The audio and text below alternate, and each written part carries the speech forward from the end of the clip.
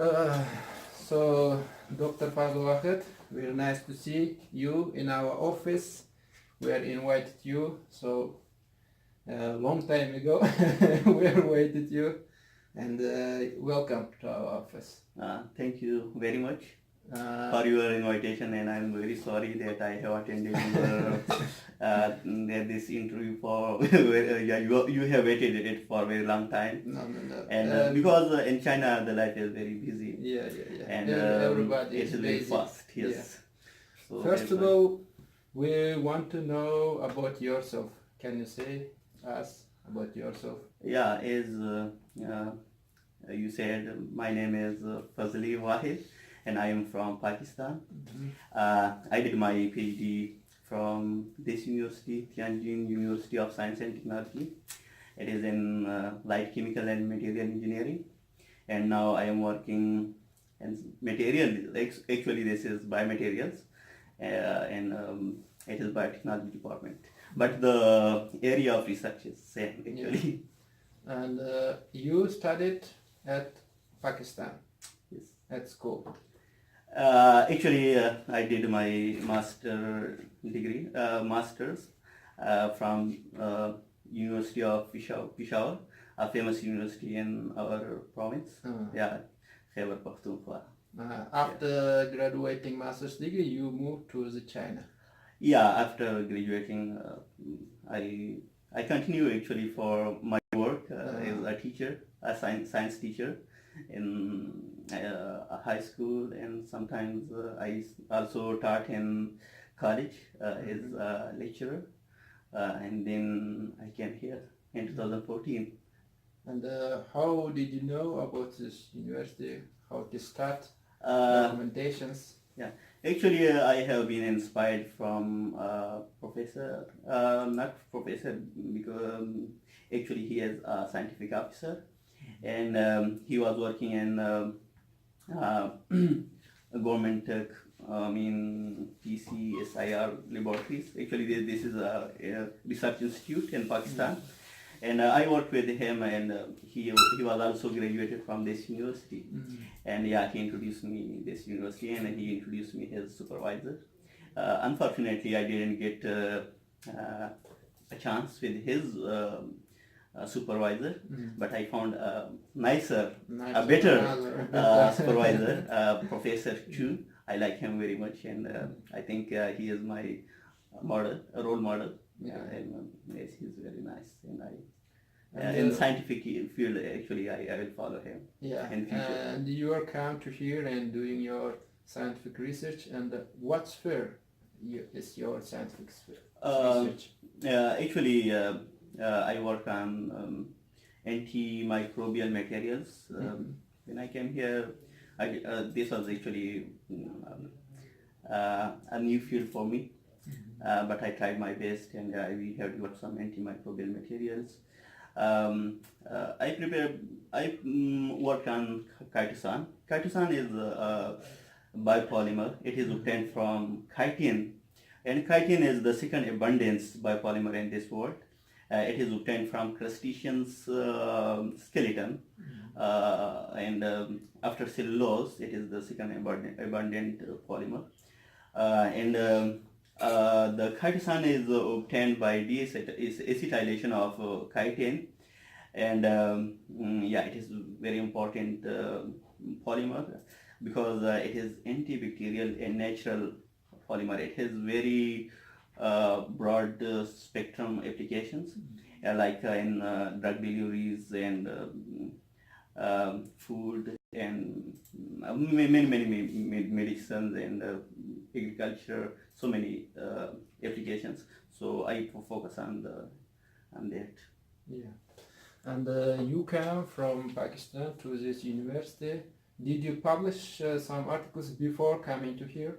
No, actually I didn't publish any paper when I was in Pakistan, but I You did started here. in here. Yeah. How did you start these publications? And firstly, you need to do some experiments, some research, and take some data, and then try to publish this. I know it was very difficult to start this. Yeah, And what did you do to start publishing your data? actually, for the first time when I started my work, as I mentioned it, that this was a very new field for me. And when I started, yeah, actually when you work and when you are dedicated to do something, Yeah. so obviously you will have some achievements. And when I was working here for about 1.5 year, maybe, yeah. So I was, I got some data and I was going back to my country for vacations. So I asked my teacher, I want to go back. So he asked me, did you have some data, so you should you should write a paper. I was surprised. Yeah, I was thinking maybe because when I come back, so from my country and I complete my project, then I will write my papers. But I think it was a good idea. My teacher told me to write a paper. So I wrote a paper. I mean, I go back. I mean, I get back my country. And after vacations, that paper was published and was because for PhD you need to publish papers and there is a certain, I mean, you have requirement. Yeah. The university has some requirement. Yeah. So if you have a paper, so you will feel relaxed. How many papers you need to publish to defend your PhD? Yeah, this is a very important question. How many papers? 3? First, when I came here, the requirement of this university was 1 SCI paper, and maybe 2 was about Chinese papers. When I came here, my teacher asked me to write. I should publish 3 papers. 3 papers. But yeah. Alhamdulillah, I got that. Within 3 years, I published about 5 papers. 5 papers? Yes. Yeah, it's very good, very good. And this is impact factor. Yeah, yes, of course. All of them are impact factor journals. And first category and second category journals. Can you say for us what is this impact factor? Why is it so important? Impact factor, actually, it depends upon the journal citations. The journals have some citations every year, so the experts they calculate the index of the those citations for every journals, and they issue impact factor to a specific journal. So if the journal if the journal is cited more, so it will have high impact factor. If it's low, so the impact factor will be low. And in this elsewhere calculating some have rating of countries. I read last year, I think China was in first place, or USA with USA together, it's almost same. Who publishing the most impact factor journals in the world? Yeah, you are right that I have also read an article about this, that China is growing very fast in publishing of papers, and it can be it is worldwide accepted. Yeah, they are publishing so fast, and they are developing very fast in scientific area. So it is true that Chinese publishing papers, and also it is in high impact factor journals like Nature. Yes, I have read some papers. Yeah, in Nature they have published. I hear about SCI. What is this? SCI. Actually, this is Journal Citation Index. Yeah, this is the citation index for a specific journal. So from this SCI, Scientific Citation Index. So these are the journals which are recognized worldwide, internationally recognized journals. And I want to know about what is the Q1, Q2, Q3, what's the difference? Okay, actually, as we are in China, so I will talk about this a little bit. The Chinese experts they have categorized the journals in four categories: category 1, category 2, 3, and 4. And yeah, so they have divided the journals in these four categories. The high impact factor journals are it's not because only on high impact factor journals, but is also about the quality of work. So some journals which has high impact factor, obviously they are in first category, but I know some low impact factor journals. They are also in first category journals because, for example, there is a journal. It is a Journal of Agricultural and Food Chemistry. It is ACS journals. It has impact factor about 3.4, but it is still in first category journal. And there is another journal. It is Biomacromolecules, and it has impact factor more than 5. 5.5 actually, but it is in second category. So they maybe I think they have divided the journals, distributed the journals on the quality of papers and its quality, not only on its impact factor. Yeah, and this year my country, Uzbekistan, started to develop science, and they wanted to upgrade our rating to in publishing in journals with impact factor. And what do you think? What we need to do to upgrade our rating, to publish more data in impact factor journals? What we need to do firstly? First of all, I would like to suggest that if for a student, maybe because you are learning, you are still students. So I would like to suggest them to read good papers from high impact factor journals. And when they will read them, get idea and do the work, maybe because if you have if you study literature, so you'll get ideas. If you read good papers, so you will have good ideas. And if you read low quality papers, you will also get some idea, but it will be not that much good as you read good papers. So when you have good idea, you will have good quality of work. If you have good quality of work, so you can send it to good journals.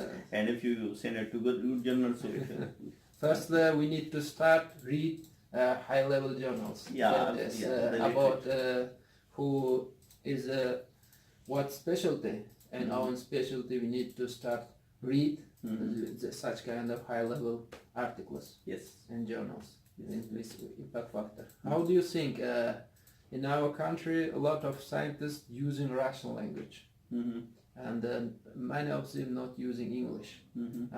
Can they publish their data in Russian, or is it impossible?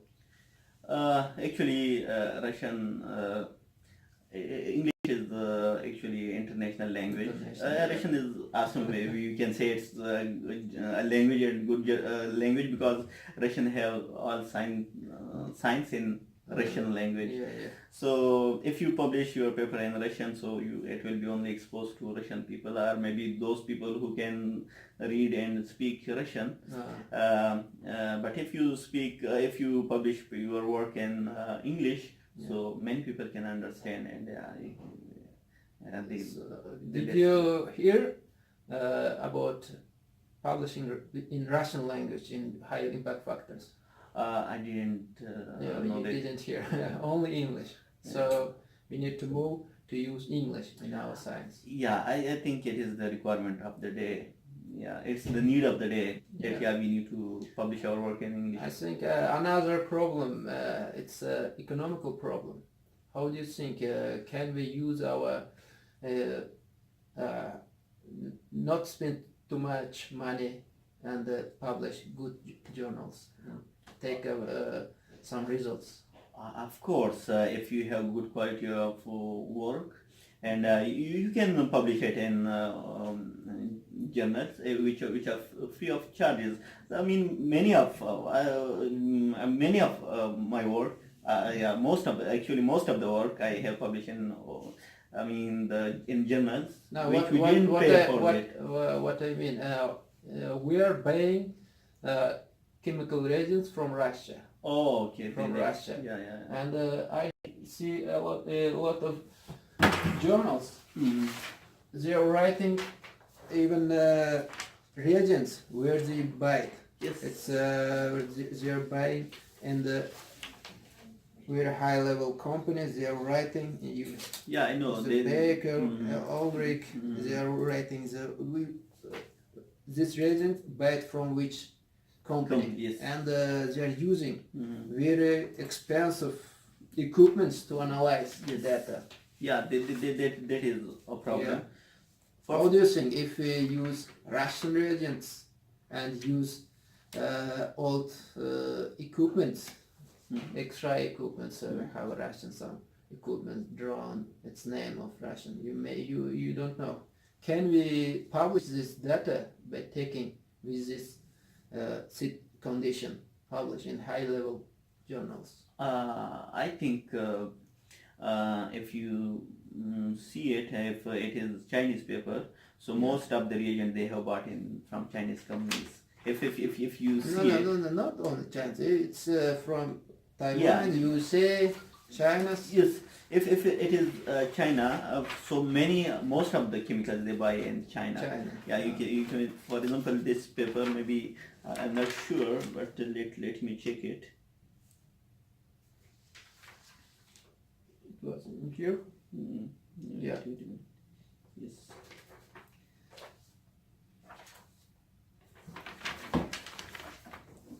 Also, Maybe you can see some. I have seen so many Chinese papers, and they have so many companies in China. They buy the chemicals from China. If the chemicals are the reagents are pure, so I think the company doesn't matter if it is Russian or Chinese or some international. But it's better to use international companies. Reagents. reagents, yeah. And, It is better, but it's if you don't have access, so it doesn't matter. This is a review paper actually. Yeah, it's a review. Here, I have some data. And how do you think about equipments? The equipments, most of the equipments used here, they are either from Japan, or Germany, or USA. Some of the equipments are also from China using here.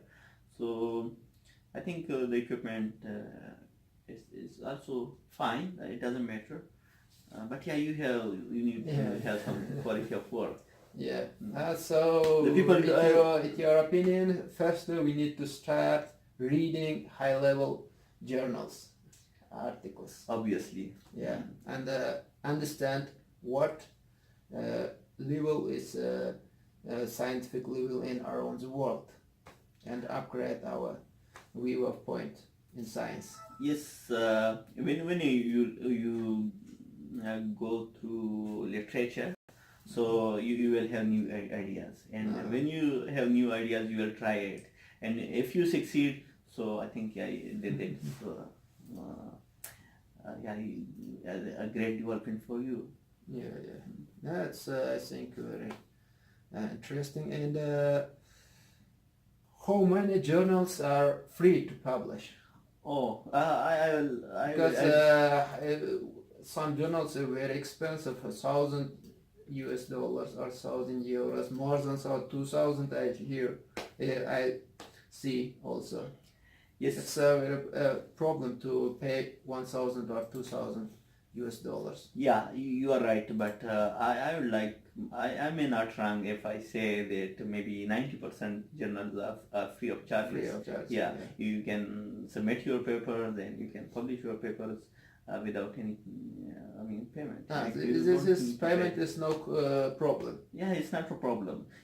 if you have quality of journals and it can satisfy the criteria of the journal, so you can send your paper to the journal without any charges. Yeah. So we need to only good quality scientific data to publish. Yes, yeah, yeah, we have to, I mean, we need quality of data, and we need to remove, we need to remove the concept, how to say remove, I can say the concept that there are journals, we have data, we need to pay for the data to publish. It's, misleading. I would like to say it's misleading and a misconception, actually misconception of the people that you will have good data and you will publish in a journal, you need to pay. It's not good thinking. It's most of the journals, they are free.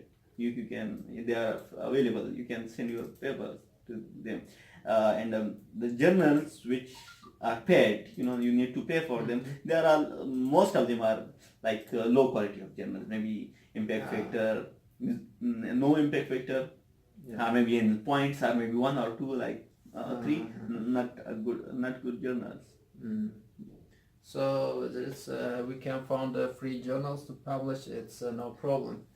Of course. I understand. Whenever you see journals, there are so many journals, they are free and you can submit your data to them.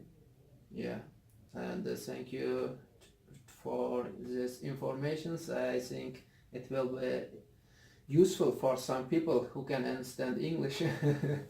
And actually, some later I can do it in Uzbek, also explain in Uzbek and to my country, because what I want that Central Asian science upgrading and started publish very good articles around the world, and science is giving good chance to develop country, develop economically, and upgrade level of life of people. Yeah, that is most important, to upgrade the lifestyle of people. And the science also make us friends. And pleasure to be friend with Dr.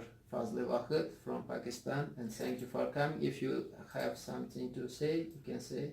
I would like to suggest the viewers that